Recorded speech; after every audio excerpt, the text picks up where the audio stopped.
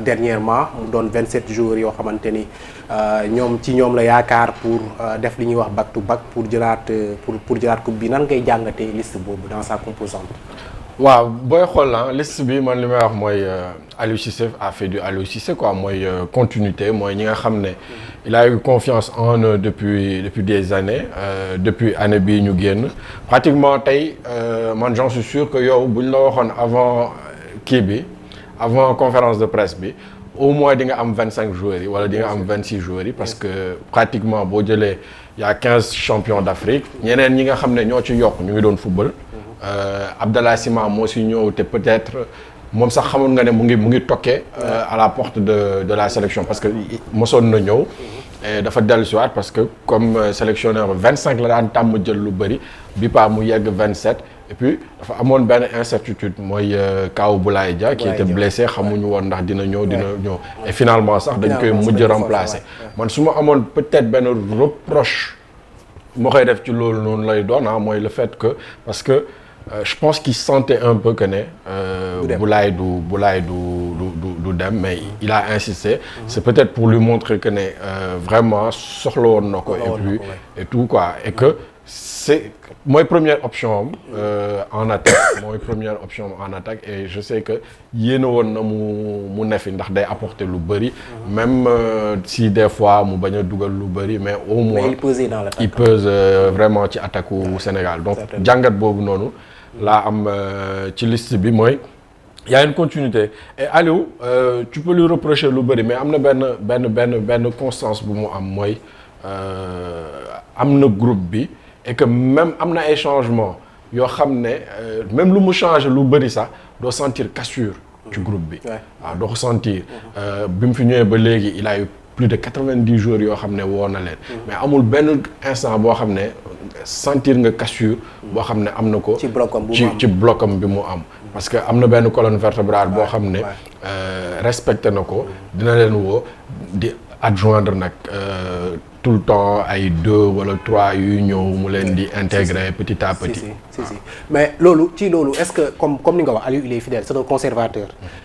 Est-ce que loolu après du gàllankoor nouvelle génération bi nga xamante ni ñi ngi fëgg ci porte équipe nationale bi quand on voit quand même quelqu'un comme Cheikh Kouyaté bi ñu convoqué waat ci groupe bi avec son âge et tout et son temps de jeu très réduit en championnat ay xale comme Lamine Camara par exemple. Est-ce que yaakaar nga ne tey bu ñu leen yóbboo pare woo na ko ci liste bi mais est-ce que parce que gis naa gars yi di ko challenger ci conférence de presse yi di insister sur la titularisation de Lamine Camara mu doon koo xamante ni il a fait une première partie de saison honorable avec le FC Metz est-ce que yaakaar nga ne tey jii Lamine Camara am na place ci 11 Aliou Cissé du ma wax ci 11 équipe nationale mais ci 11 Aliou Cissé bi mu nar a tabbi pour CAN bi. waaw pour man am na place am et peut-être sax mun na am mu démarrer parce que boo xoolee.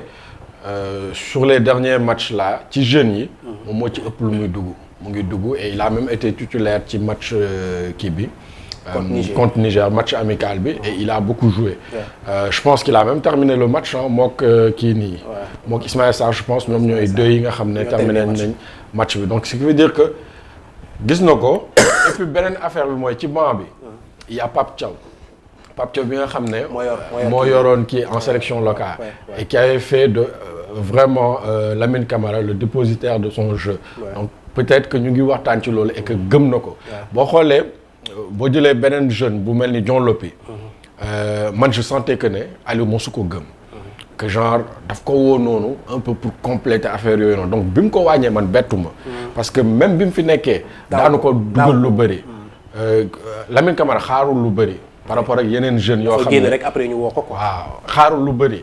et même bi mu ko andee xam nga Aliou daan na andi ay joueurs yoo xam ne mais dina toog ay 2 matchs 3 matchs.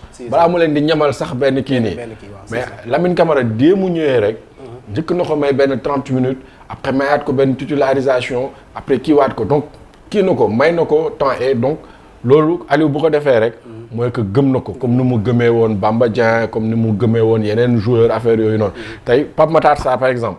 toog na lu yàgg balaa muy mën a am temps de jeu bu effectif si équipe bi moo tax ma jàpp ne moom gëm na vraiment Lamine Camara xaw ma ndax dina nekk titulaire ça dépendra tamit pour man ci état physique état de santé wu ki nga xam ne mooy Nampalis parce qu'il est arrivé blessé ak ki nga xam ne mooy Pape Matar Sarr parce que lui également est arrivé blessé ñoom ñaar ñëpp joué match amical bi donc je sais pas ndax lundi fii ak lundi ils seront opérationnels et puis aptes à 100% pour mën a jouer donc pour man loolu kii léegi ci Cheikhou Kouyaté kaw Cheikhou Kouyaté avec un effectif de 27 joueurs vraiment tu peux vraiment kii parce que man sax dama doon tooñ ma naan bi Aliou njëkkee wax ne il faut ñëw ba 27 joueurs dama ne il est capricieux waaw parce que pour man 23 joueurs doy na waaw au grand maximum 25 joueurs yeneen joueurs yi ci suñu xaalis lay kii parce que c'est pas la CAF qui va les prendre en charge la CAF prend en charge 23 joueurs donc koo ci dolli rek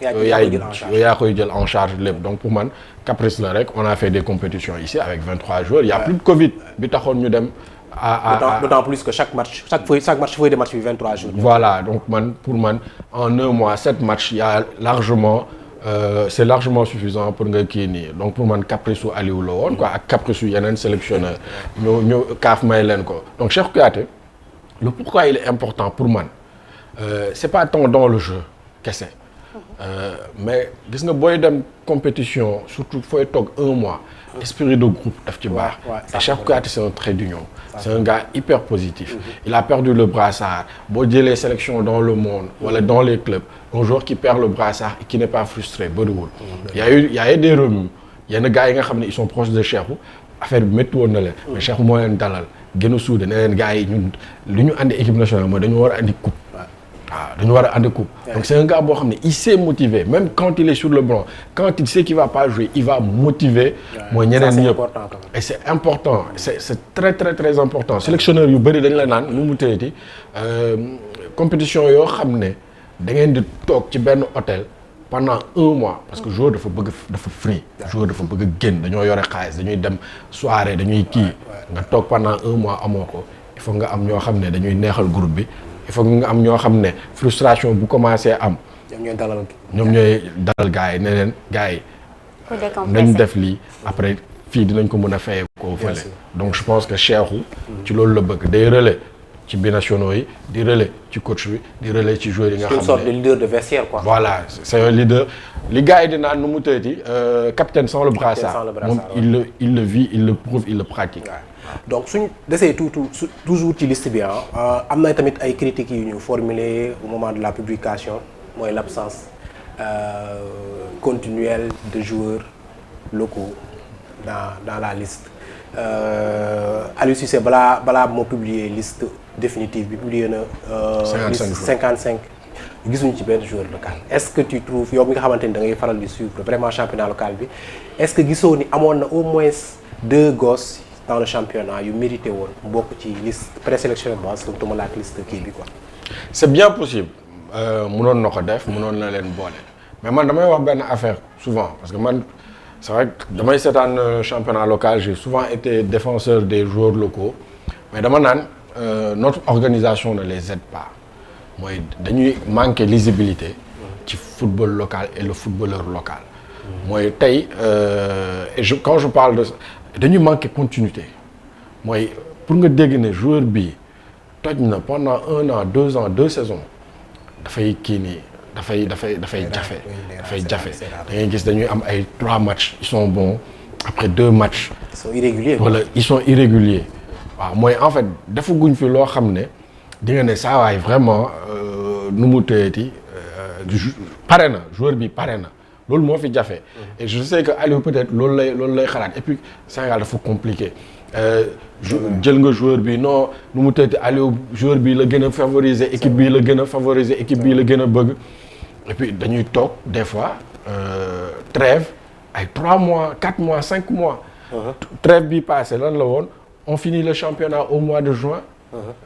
Mai juillet xam nga reprendre ay novembre donc dafa am illisibilité boobu noonu du vraiment favoriser un sélectionneur muy sélectionner muy puiser dans le championnat local donc pour man loolu la ñu war a réorganiser waat ba nga xam ne vraiment on aura une lisibilité sur suñu championnat on aura une lisibilité sur nos meilleurs joueurs dans ce championnat local là parce que man j'ai vu par exemple un Mbaye Jacques Diop qui a fait 5 bons premiers matchs avec Teungueth FC ci saison bi. tey j'ai pas la certitude que c'est un joueur prêt. waaw je sais qu'il a un potentiel waaw je sais qu'il a un potentiel maintenant est-ce qu'il est prêt est-ce qu'il est prêt physiquement parce que est-ce qu'il a assez de matchs au niveau professionnel xam nga yooyu noonu yëpp day affaire yoo xam ne da nga koy xalaat sur le plan kii nii moo tax c'est dommage mais pour man li si war a gën a liggéey c'est moins Aliou mais c'est plus la direction technique. La direction technique waaw qui doit travailler ak Ligue Pro ba nga xam ne vraiment dinañ am lisibilité sur nos joueurs et que joueur bi bu ñëwee di nga xam ne vraiment joueur bi c'est quelqu'un qui a fait une saison wala 2 saisons yoo xam ne vraiment de haut niveau man maa ngi fàttaliku bi ma daan nekk Demba Diop ak ñoom François Diouf affaire yooyu noonu des fois dañ doon wax gis nga joueur local des fois dalay excusez-moi du terme dalay fenloo mooy da nga koy porter parce que seetaan nga ko 2-3 matchs nga yaakaar ko nga ne wuu booy bi tàng na nga miser ci moom nga dem nga wax sa gars yi wuu gis naa benn booy bu tàng mais nga ñëw toogaat benn 6 matchs 7 matchs mu jaar à côté loolu nag lu koy expliquer bëri na c'est pas simplement de leur faute mais conditions yi ñu leen di teg pour ñu nekk des joueurs professionnels dafa métti donc imagine ngay dem entraîner wu doo am temps de récupération doo am lekk bu baax booy Demba Diop fii lañ doon nekk ci sandwich yi nga xam ne 400 500 lay jar xam nga diwlin bi xam nga amul vitamine amul dara ci condition yooyu noonu fayuñ la des fois nga toog 5-6 mois fayuñ la nga nekk soutien de famille di xalaat yow dem kaaw xam nga est-ce que di nga tekki wala doo tekki amoo leneen maanaam bu football bi doxul yow tu seras misérable xam nga yooyu noonu yëpp day favoriser que ne pour nga gis benn joueur bu mun a performance sur une très longue durée day métti day métti bon nañ jógee ci liste bi léegi dugg ci suñu poule bi quoi poule Sénégal bi nga xamante ni mooy poule C ñu bokk ak Cameroun Guinée ak Gambie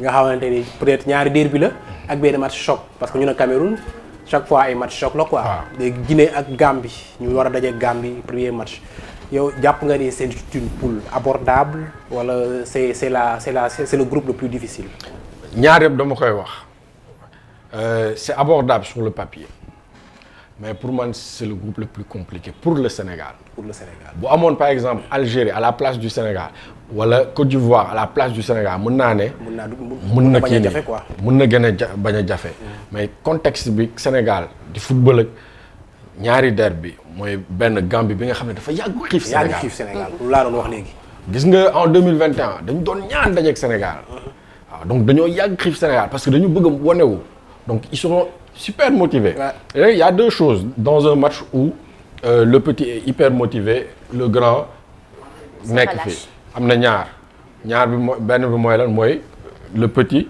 peut jouer à 200% sonal le grand bu dee le grand daa naagu loolu mën na am léegi quand tu es hyper motivé tamit ça peut faire nga am pression bu ngand facteur de stress la quoi de stress et que tu passes à côté donc ñaar yooyu mun am na donc man du ma mën a gisaane ne match bi nii lay demee mais xam naa ne que ñaar yooyu am na mooy Gambie mën na hyper motivé Sénégal naagu muy yéeg ci kawam yéeg ko mais Gambie tamit mën na hyper motivé ba stressé am ay erreur de relance Sénégal profito ci nax ko dugal donc scénario yooyu noonu mën na am mais ce sera hyper difficile parce que comme ni ma la ko waxee rek CAN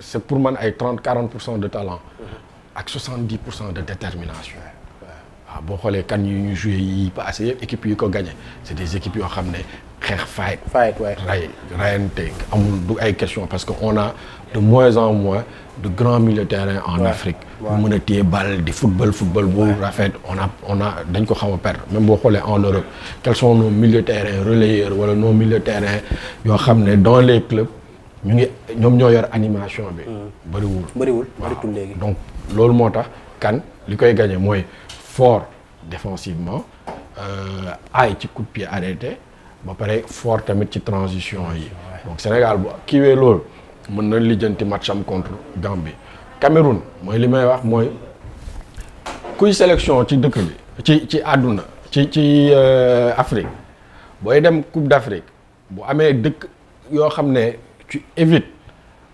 délai croisé Cameroun ci la bokk. boo moytul moom ngay wax parce que kenn da koo mënul natt. Cameroun mooy équipe boo mënul natt. mënoo leen natt. waaw mënoo ko natt mun nga ñëw nga ne Cameroun bi baaxul mu ñëw mu rend la. 2017 Cameroun moo gënoon bon ci équipe.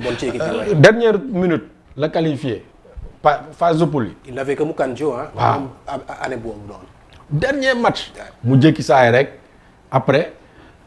xam nga ñoom mooy li ñuy wax nu mu tëdd le continent quand ils sont dos au mur dañuy soudé wu dañuy kii donc ils sont allés chercher la Coupe d'Afrique sans vraiment de grands joueurs mais avec beaucoup de détermination waaw coup de pied arrêté yi yéeg yooyu noonu donc noonu la gagné donc munoo xam tey ban Cameroun ngay am doon nañ leen 1-0 man je dis je me base pas là-dessus tu peux taper Cameroun 4-0 à un match amical nga dem match officiel bi. mu tegal la football bu salté. waaw donc c'est compliqué. ça c'est le Cameroun. waaw la Guinée wan nañu. boo jëlee statistiquement la Guinée ne nous bat plus loolu c'est sûr. ça fait des années yoo xam ne.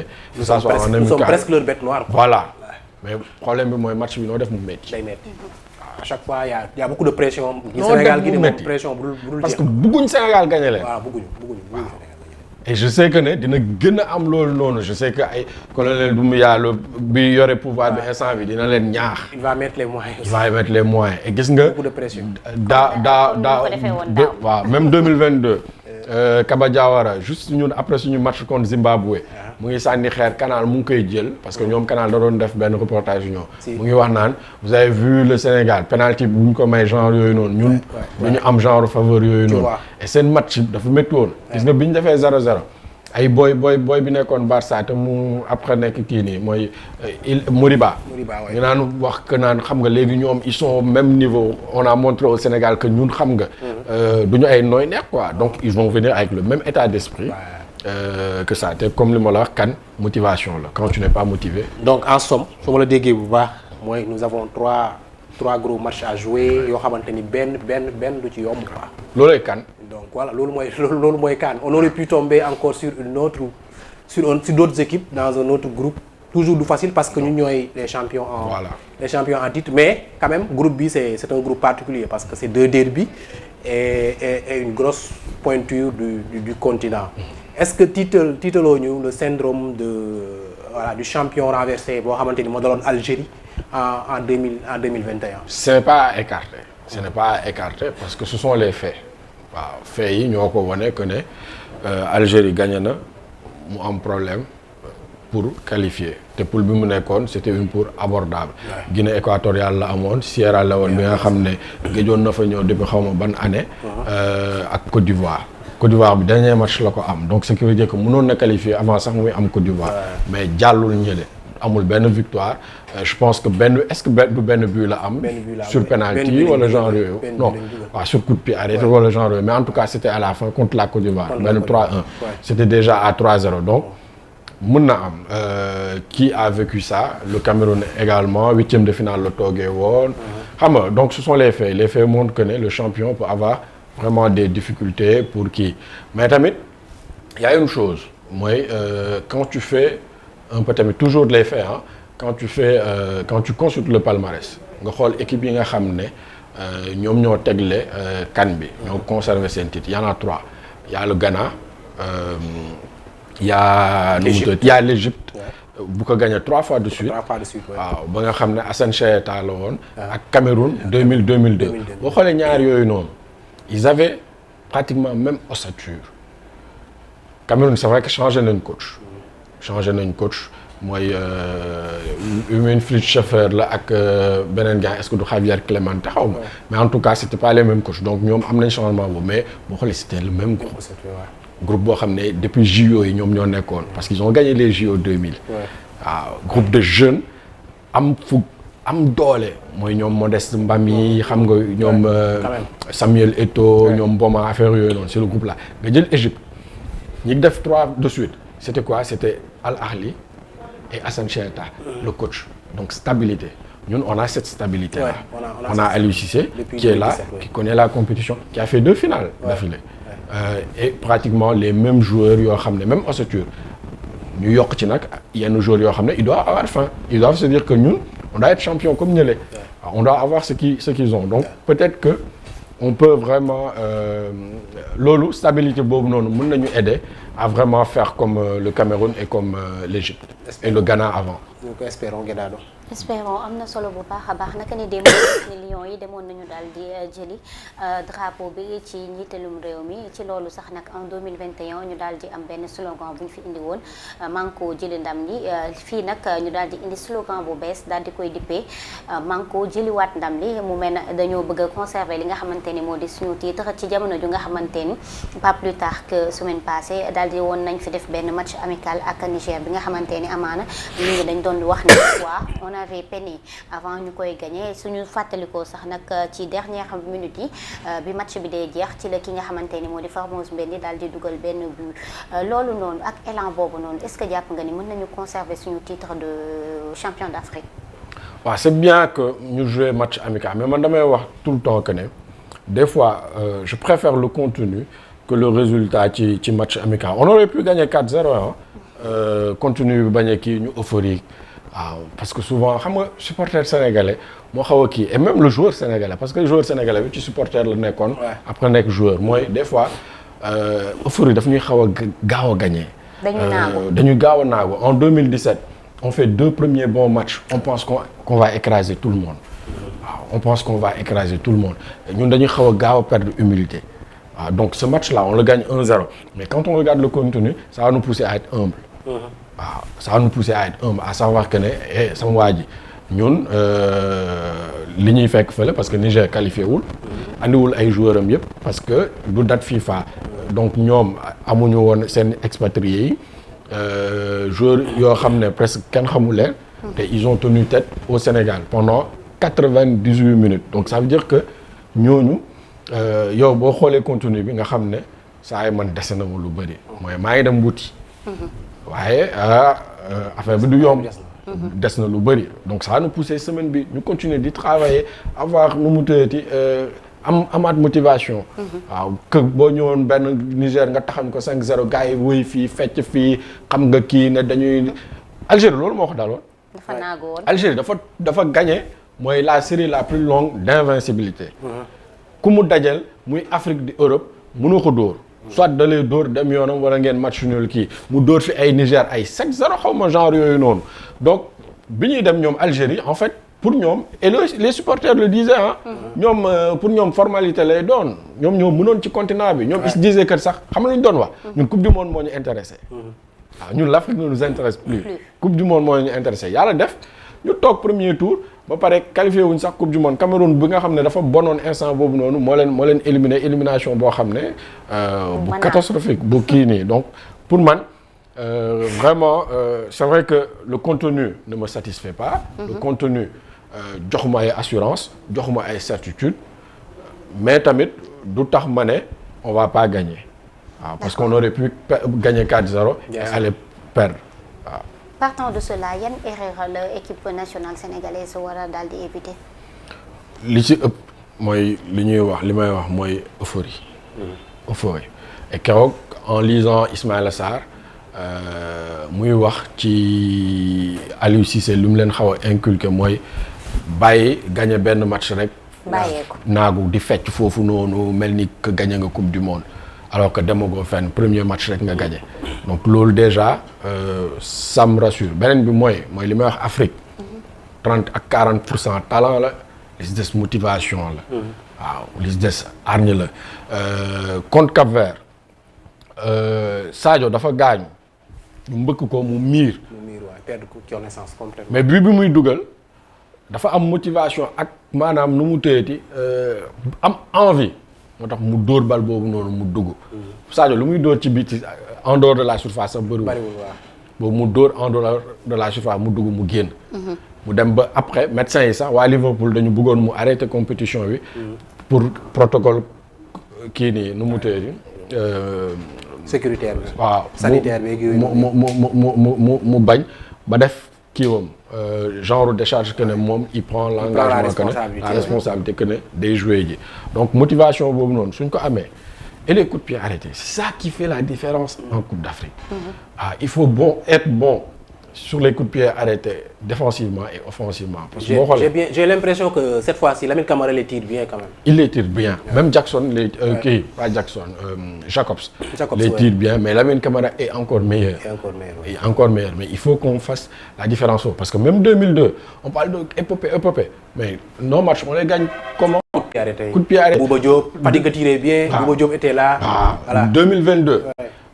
On n'était pas assez bon, mais on a gagné, on a fait la différence sur coup de pied arrêté. On a fait 3 matchs en phase de poule. On a marqué combien de buts? Un but. But sur penalty. Penalty bi lu ko andi Pape Gueye moo doon dóor tir de loin. Défenseur bi kii laal bal bi. ñu dem coup de pied arrêté. Notre match contre le Cap-Vert bi Sadio di dugal coup de pied arrêté moo andi but bi. En demi-finale contre le Burkina. On marque à la 70e, 73e minute. Abdou Diallo, coup de pied arrêté. En finale, on fait 0-0, on va gagner par coup de pied arrêté, moi, tir au but. Donc, c'est ça qui fait gagner. La différence. C'est ça qui fait la différence. Compétition yi mag yi moom. En tout cas loolu moo ñu éliminé woon ci année bi nga xamante ni moo précédé bi ñu jëlee coupe bi. 2019 loolu moo ñu éliminé woon. ak Sadio Mané bu ñu fàttalikoo bi mu dóoree bal bi. ci kii bi raté daal di commencé di jooy. waaw 2017 bi waaw. 2017 boobu Cameroun la. Cameroun waaw. On avait perdu au tir au but mais en 2019 c'était contre l'Algérie. En finale. Bounedjah moo dóoroon bal bi def naa ci kaw kii bi la. wàccaat trajectoire que vraiment mu capricieuse ka mais nañ ñëw léegi ci globalité CAN bi. Parce que quand même defe naa niveau bi cette fois-ci dina relever avec le Maroc qui se présente nettement comme un favori. Algérie ñu ngi ñëwaat. Égypte ñu ngi ñëwaat. Côte d'Ivoire c'est elle qui organise. Cameroun ni ñu ko waxee léegi c'est un grand d'Afrique. Mali tamit mi ngi ñëw ils ont une bonne équipe. Boo doon dressé tey liste de 5 favoris Sénégal bien entendu c'est le champion en titre donc c'est le super favori 5 favoris yi nga xamante ni du ñu génn peut-être ci carré d'as bi wala buñ da nga ci jëlee ñeent ñoo xamante ne day dem ci carré d'as bi ñan lay doon. waaw xam nga kii dafa métti nag. pronostiqué kan dafa métti xam nga lu tax ma ne dafa métti xam nga kan lan la may jox. comme championnat Sénégal. dina am ay 5 6 7 équipes yoo xam ne. maanaam mënantewuñ. maanaam dañuy xaw a neexoo dañuy xaw a tolloo doole. tey par exemple benn Côte d'Ivoire Cameroun c'est difficile nga ne. kii moo mën. Égypte Maroc. Algérie Côte d'Ivoire Algérie Sénégal. en fait loolu mooy tax mooy kii mais comme compétition yëpp. Ce sont pratiquement les mêmes qui iront mooy les grandes nations parce que c'est extrêmement rare li xewoon 2012 mooy ak Zambie di xew ci grande compétition mooy benn équipe boo xam ne kenn xalaatu ko woon mu jóge fële gagné ñun c'était notre première mais au moins on avait fait une finale avant donc ça montre que on avait largement les moyens de gagner léegi man su ma doon wax au hasard nii le Maroc pourquoi parce que c'est vrai que les statistiques montrent que boo jógee coupe du monde ñoo def kan bu métti ngay def la plupart parce que gars yi dañ lay xaar mais li ma tax may kii Maroc mooy damay xoolee reg-reg yi comme benn Belmadi ak benn Aliou Cissé mooy ces entraîneurs là qui ont grandi entre la France et le Maroc qui connaissent un peu mooy le football européen et le football africain et beneen avantage bi mu am mooy saa bu ko neexee football mu salte. waaw il est africain. il est très africain. il est réaliste mu football mu salte. gagné na Ligue des champions Afrique te ñëpp xam nañ ne gagné Ligue des champions Afrique. dafa métti extrêmement difficile. waaw parce que des fois les matchs à l'extérieur ay Al Ahly. ay Mamelodi Sundowns pour nga gagné leen day métti moom il a gagné ça. il a gagné la Ligue des champions. il a gagné avec Fous Rabat le championnat du Maroc avant muy gagner ak WAC. et boo xoolee au Maroc ay Fous bu ñu gagner championnat yi c'est un peu un exploit. c'est un peu un exploit boo rombee ci kanamu Raja. ak ci kanamu WAC dem gagner championnat bi c'est un exploit donc c'est un gagneur. et c'est un gars très humble boo gisee tout le temps danaan gars yi. ñu dal rek dal il a fait ça avec le WAC il a fait ça avec le Maroc. mooy fële à la coupe du monde xanaa peut-être après bi mu jeexee juste ñu naan ko Coupe d'Afrique looy def ba mu ne nu mu tëyti ku dem demi-finale Coupe du Monde da ngaa war a gagner Coupe d'Afrique foofu la euphorie yem. Mais après il est revenu même sur sa décision nee na loolu moo ko waxoon maa waxoon waxeet. waaw parce que bi mu ñëwee dem Afrique du Sud dóor ko. il s'est réveillé Afrique dafa am ay réalité. dafa am ay réalité waaw réalité yi mooy. ça c'est vrai. waaw day dëgg donc Walid Regragui parce que le Maroc parce que Walid Regragui la Côte d'Ivoire notamment parce que elle joue à domicile et tamit am na ay joueurs yoo xam ne am nañ qualité kii maintenant li ma leen di ragalal rek mooy tout le temps mooy une compétition on la gagne avec une défense solide. Tu n'as pas encaissé beaucoup de buts et la Côte d'Ivoire a ce problème-là, le Nigeria a ce problème-là. Le Maroc est plus solide, l'Algérie est plus solide, le Sénégal est plus solide. Même pour man sax le Cameroun est plus, même si Cameroun encaissé na contre ay Burundi wala ay Namibie, mais je trouve le Cameroun plus solide que la Côte d'Ivoire. Je trouve que la Côte d'Ivoire prend des buts yoo xam ne équipe bu bëgg a gagner CAN du ko jël. waaw équipe bu bëgg a gagner CAN ay benn but wala 2 buts ngay encaisser au maximum. Bon. Nous au Sénégal on n'a pas ce problème-là je suppose. Sénégal on encaisse vraiment le moins de buts possible avec depuis que Aliou Cissé est là il mise beaucoup sur sa défense mais suñu problème j'ai l'impression que toujours c'est au niveau de l'attaque. wax nga ko léegi Coupe d'Afrique bi passé premier tour bi benn but lañ dugal. ça nous a suffi pour se qualifier. mais tey jii bu ñu gisee ni tey suñu élément bu quand même central muy Boulaye Dia nga xamante ni dafa forfait mu bokkoon ci attaquant yi nga xamante ni doon peser trop ci défense adverse yi tey jii mu forfait après on a amené Bamba Dieng qui n'est pas encore en forme top parce que mi ngi doon commencé waat ak Lorient et tout ñu am Nicolas Jackson bi nga xamante ni tamit sa première partie de saison voilà il a subi beaucoup de critiques à Chelsea. Boulaye kii nu mu tuddati Habib Diallo dem na fële nga xamante ni mooy donc voilà niveau bi nekkatu fa est-ce que yaakaar nga ni avec cette attaque là mën nañ bousculer les grandes nations. waaw dugaluñ lu bëri mais man sama inquiétude xam nga plus fan la. c'est pas ci avant-centre bi ci boppam sama inquiétude plus fan la mooy deuxième ailier bi à part Sadio. ak milieu terrain bi mooy ñi nga xam ne dinañ jéem a war a joxe bal bi. Ismaïla Sarr. waaw mu ngi noonu Ismaïla Sarr ak peut-être Iliman Ndiaye affaire yooyu noonu. parce que pour man Sénégal bu Sadio doxee Ismaïla Sarr dox. attaquant bi dina mën a dugal. dina mën a dugal waay. waaw mën nañ kii dugal mais le problème mooy incertitude yi foofu la mooy Sadio. Aura-t-il la même facilité avec le même rendement qu'en 2022? Ismaïla Sarr va-t-il grandir maintenant? Après chaque fois ñu koy xaar muy passer à côté. Est-ce que cette fois-ci il va grandir? Est-ce qu'il va peser? Loolu da ci kii Iliman Ndiaye est-ce qu'il va peser? Parce que ñooñu suñu peser ils sont capables de marquer, ils sont capables de faire la dernière passe. Suñu milieu de terrain yi souvent ñoom ñoo war a servir les attaquants. Ils le font mal. Da ngay xool Kalidou Koulibaly dafa mel ni sax du leen xaw a wóolu. day jël mooy il joue long sur Jacobs quoi Saliou Ciss la woon. cette fois-ci ce sera Jacobs. donc loolu mooy kii wu Sénégal donc pour man notre plus grande faiblesse c'est le milieu de terrain et le milieu de terrain pas l'aspect récupération de balle mais l'aspect animation. Transmission. À l'attaque, on a trop de déchets techniques. On s'applique pas. Même contre Niger parce que gis nga. bloc bas dañu naan Aliou Cissé dafa am problème bloc bas c'est pas Aliou Cissé c'est toutes les équipes yoo xam ne kii tous les coachs ont ce problème là mais problème bi mooy parce que coach bi après sa xam-xam ngay joxe mais ci exécution bi quand tu n'as pas des joueurs yoo xam ne Ayoba da ngay nekk à 2 mètres man su ma la passé par force da nga koy jot boo amul genre joueur yooyu noonu tu peux pas faire la différence. waaw tey Manchester City bu amee bloc bas. Guardiola lu mu wax si tu n'as pas un Kevin De Bruyne juste si tu n'as pas un Bernardo Silva juste si tu n'as pas un Rodri juste doo dem waaw doo dem da ngay caler parce que loo mënte wax prof bi lu mu la mënte wax booy jàng prof bi lu mu la mënte wax mën na la sol 1000 xam-xam mais boo demee examen nga stressé buñ la nee bindal laa nga bindal la doo jàll loolu nag mooy dal ñun suñu milieu terrain yi parce que bloc bas il faut bal bi tourner joueur bi nga équipe adverse bi nga koy daw nga koy dawloo ba surprendre ko. c'est vrai nga koy dawloo ba surprendre ko.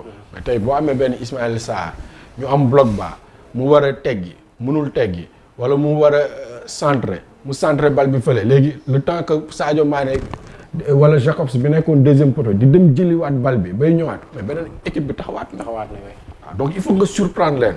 te rapidité boobu noonu il faut nga am le geste juste et c'est ça qui nous manque.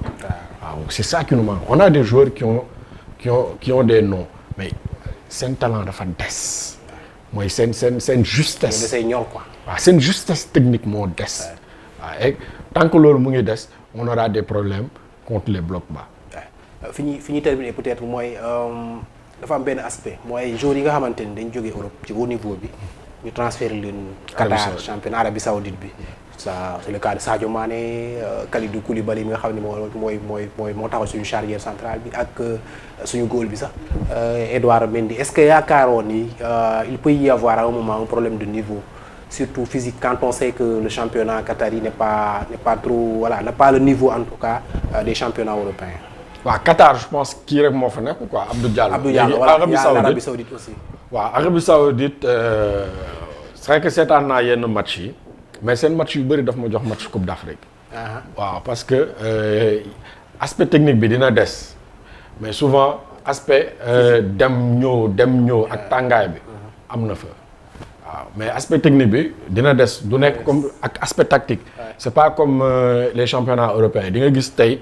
nu mu tëddee benn défenseur boo xam ne day fàtte Cristiano Ronaldo wala affaire yooyu noonu kii mais le fait que ñuy daw di dem mu débrider dama ko fay gis mooy li ma gis des fois Coupe d'Afrique dama ko gis foofu noonu mooy joueurs yoo xam ne dañuy tacler à tout va dañuy mbëkkante dañuy kii am na Arabie Saoudite waaw mbëkkante boobu noonu am na Arabie Saoudite parce que boo xoolee même Algérie bi muy gagné CAN bi c'est que amoon nañ ay Mahrez amoon nañ ay Feghouli affaire yooyu noonu mais amoon nañ ay joueurs yu bëri yoo xam ne championnat yooyu la ñuy évoluer tey quand tu regardes nos 2 matchs contre ñoom en poule et en finale tu sens jamais que ne ñun ñoo leen rawoon sur le plan athlétique et sur le plan physique déedéet au contraire sax ñoom foofu lañ ñu gagné foofu lañ ñu gagné quoi donc pour man li gën a important mooy justesse technique qu'on soit juste dans la dernière passe qu'on soit juste vraiment dans le dernier geste. waaw surtout devant les buts. loolu la Ismaïla Sarr Bamba Dieng. voilà pour qu'il soit. loolu mooy ñun man loolu rek laa gën a tiit que plus ay athlètes. et puis dans les grandes compétitions ça ne pardonne pas. ça ne pardonne pas parce que morom maximum ñaari occasion wala ñetti occasion ngay am kan. kan mosoo seetaan fii kan yoo xam ne ay occasion yi dañuy bëri déedéet. ça c'est vrai. waaw c'est ay 2-3 occasions et donc 2-3 occasions yooyu noonu. saa yi boo ko dugalul. kële corner lay am for ko dugal ko. waaw cafouillage gi dugal. nga am problème après nga toog donc c'était vraiment un plaisir de partager le plateau avec xaaral ma laaj ko yeneen avec ñaari Demba. question bu rek amee balaa ñuy wàcc li nga xamante ni jamono yi ñu toll moo tenir en haleine dëkk bi di Sadio Mané mi nga xamante ni il vient fraîchement de se marier te ku wax Sadio Mané xam ni moom la ñu def suñu yaakaar il faut le dire est-ce que jàpp nga ni il va briller comme d'habitude ni mu ko daan defee. mariage bi bon je peux pas dire que loolu mariage bi moo koy conditionné ndax est-ce que mariage bi moo tax muy kii je ne pense pas li tax muy briller wala ñàkk briller je pense que li mu am ci tànk yi est-ce que dëgër na parce que n'oublions pas que ne bëgg nañ ko lool mais mu ngi tamit ci phase il prend de l'âge mu ngi wàcc quoi mu ngi wàcc waaw parce que il est moins décisif sur 1 contre 1 waaw ni nga ko doon gisee 1 contre 1 mu teggi waaw il est moins mais loolu. est-ce que c'est du pas ci dû mariage également est-ce que c'est pas dû également léegi mu changé fi nga xamante ni moom lay fubalee daal di jógee lu jëm ci wàllu championnat Europe yi daal di dem ci li nga xamante ni moo di ni ñu koy dippee. Arabie Saoudite Al Ahly. c'est peut-être possible mais c'est des trucs yoo xam ne man je le sentais déjà ak Bayern waaw même Liverpool lu tax ñu dugal ko ci axe bi dem jëndi Luis Diaz loolu bokk nañ ci.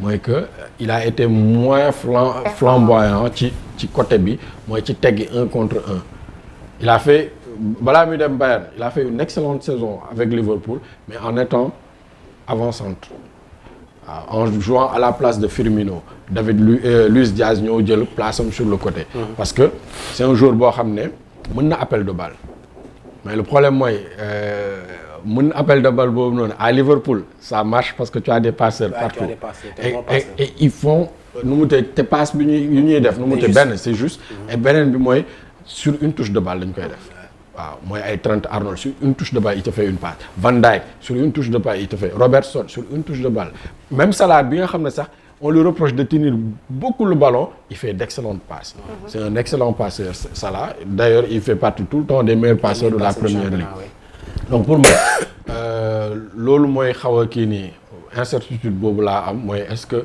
dina am coup de rein boobu noonu mu amoon bi muy nekk dans ces années yi mu gën a kii quoi est-ce que dina ko am waaw je peux pas encore répondre parce que benn gisuma ko ci match amical bi c'est que seetaan naa ko Arabie Saoudite mais li ma seetaan Arabie Saoudite sur certains matchs je me dis qu'il est peut-être non dama mitigé sur certains matchs je me dis il est fini sur d'autres matchs je le revois fringant tourner nekk fépp kii yooyu noonu donc instant bii nii pour avoir une lecture juste ci Sadio dafa métti pour man waaw parce que match yi ma seetaan j'ai regardé beaucoup de matchs de lui en Arabie Saoudite mais amul nu mu téyeti kii bu linéaire waaw je peux le regarder benn match ma ne suñu waa ji nag newate ci 2 matchs après amatul concentration voilà dafa mel ni coup de rein baa ngi fi ba léegi des na et j'espère que c'est le Sadio Mané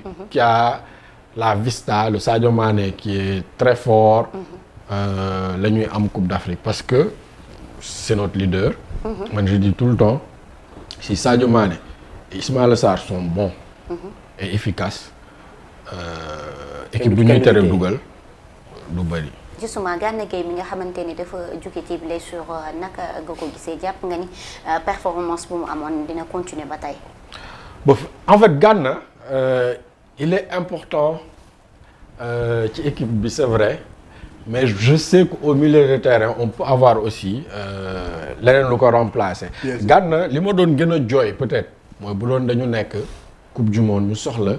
gars yuy marqué yuy daw yuy replacé qu'on n'a pas le ballon comme il nous a manqué contre Angleterre parce que on n'avait pas le ballon et on avait besoin de gars qui coupent xam nga on a vu ñun but ñu encaissé yëpp contre Angleterre c'est parce que Pathé Ciss a été mu ngi noonu quoi waaw ils ont été bêtes ils n'ont pas coupé à temps xam nga donc loolu moo ñu sonaloon coupe d'Afrique mais coupe du monde mais coupe d'Afrique on aura besoin de joueurs yoo xam ne plus avec le ballon ils peuvent faire quelque chose ils peuvent jouer et ça si Pape Matar Sarr est en bonne santé si Lamine Camara est en bonne santé si Nampalys Mendy est en bonne santé peut-être mën nañ nëbb absence su Gana Gueye am na solo bu baax a baax autre chose bu nga xamante ni am na koy waxtaanee barewul on a des réalités en Afrique rawatina lu jëm ci wàllu maraboutage bu ñu fàttalikoo sax ci Coupe d'Afrique bi ñu weesu am na benn équipe bu ñu fi doon wax ni roi du vaudou dama jàppatu Bénin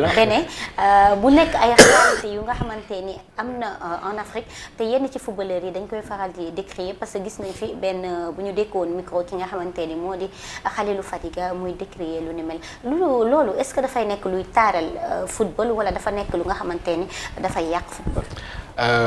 Heureusement nga joxe exemple Bénin xamul tax. est-ce que xam nga ne Bénin mosul am victoire Coupe d'Afrique de son histoire. parce que xam nga loolu. ak li muy vaudou yëpp. non li ko gars yi di jiiñ vaudou. li ko gars yi di jiiñ li ko gars yi di jiiñ vaudou. donc tu vois Bénin mosul am victoire Coupe d'Afrique mooy romb na peut-être Maroc mais tir au but la ko rombee dañoo def 0-0 ñu dem tir au but mu romb ko mais match sur 90 minutes wala sur 120 minutes mu génnee cee ndam sans tir au but mosul am. donc tey te pourtant gars yi nee nañ ñoom ñooy roi du vaudou. donc pour man du ma ci perte temps lu bëri léegi nag y a une chose boo xam ne kii da koy andi mooy wàllu xam nga sportif dafa soxla concentration ak motivation lu koy motiver lu koy mooy mentalement lu koy yokk doole lu koy yokk te superstition day yokk nit man par exemple su ma jaaree fenn wala benn jour boobu noonu ma gis benn nit wala ma sol benn affaire ma am ci jour boobu noonu ma am ci mbég xam naan lii jig na ma te da lay jox benn force boo xam ne mooy parce que du question que genre loolu dëgg la de mais da lay jox benn force. da lay motiver. da lay transcender que mu nekk dëgg wala que mu bañ a nekk dëgg mais au moins da nga naan man su ma àndeek diw kooku noonu daf may porter donc je dois pas tey waruma perdre waaw parce que sol naa lii waruma perdre man loolu laa ko jëlee plus superstition. plus que quelque chose qui fait gagner maintenant bu dee loolu noonu ñoom dañ koy def. maanaam nga sangu benn affaire nga ne comme sangu naa affaire bii nii dina ma jig xayrun ça te motive xayrun les gens se motivent ak rituel bu leen neex waaw kële bu taree jàpp na ne bu taree laqat jaaxum kii chrétien bi jàpp na ne bu signé wee dara du ko dal waaw donc kii li may bañ nag mooy mu andi suspicion comme on l'a vécu en 2019 à la CAN, il y a eu des suspicions et ça atteint moralement Mbaye Niang psychologiquement ça l'a atteint parce que dafa dem ba jàpp ne. gars yi dañ ko jàpp. say coéquipiers dañ ko jàpp waaw parce que dugalul woon donc. ça quand même c'est un mooy li ma doon wax effet bi mooy ni mu mënee nga def ko. na mënee motiver noonu la la mën a yàqee. mooy parce que tey xam nga attaquant mën na jouer ñaari match dugalul Mbaye Niang benn instant.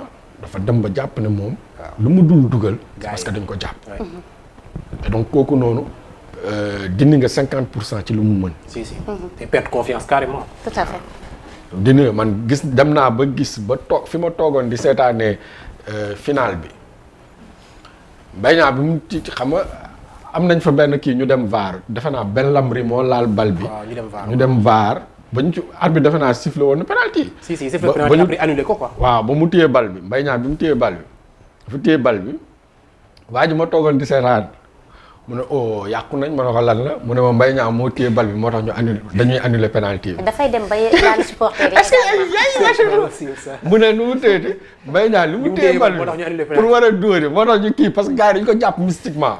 donc kooku gëm na loolu noonu. ça y allait trop loin quoi. waaw.